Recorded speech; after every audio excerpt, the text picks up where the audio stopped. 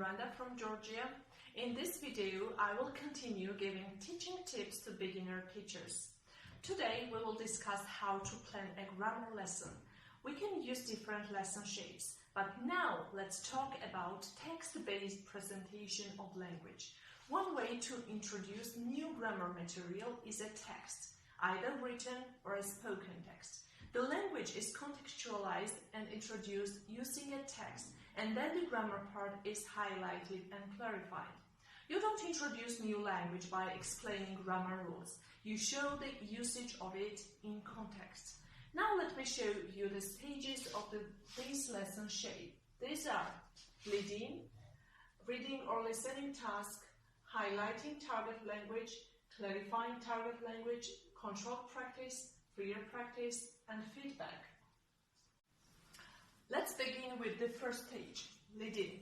Leading is the stage when teacher tries to generate interest in students. You can show pictures or retell a situation which will be related to the topic. For example, when I plan to explain third conditional sentences, I start speaking about my childhood dreams, which never came true because of different reasons. In this way, I prepare the introduction of the topic. Students are always interested when teacher speaks about herself. So, the interest is raised in the classroom and teacher moves forward to another stage. Reading or listening task. On this stage, teacher gives students texts which covers the target language. It should consist some examples of third conditional sentences, but we don't do any grammar tasks. Students practice reading for gist. That means that they skim the text and understand the general idea. The purpose of the stage is to contextualize and introduce the target language using a text. Next stage is highlighting target language. One example of third conditional sentences is highlighted in the text. You make learners focus on this sentence and try to find other examples in the text. And students underline all third conditional sentences. Next stage is clarifying target language, which itself consists of 3 parts. So these are meaning,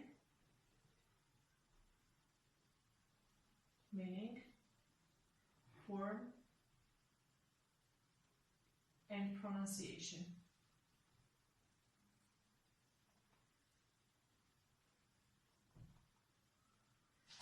So, M, F, P. First of all, we should clarify meaning so that learners understand it. How should we do that? Grammar material used in context gives students chance to understand the meaning independently. We can write one example of third conditional sentences on the board from text. For example, if I had lots of money, I would have become a designer. After that, we should write CCQ questions. This means concept checking questions to help learners understand the meaning. For instance, did I have lots of money? Students will conclude from the sentence that the answer is no, because I did not have lots of money. And did I become a designer? Again, the answer is no. And is this situation imaginary or real? Of course, imaginary.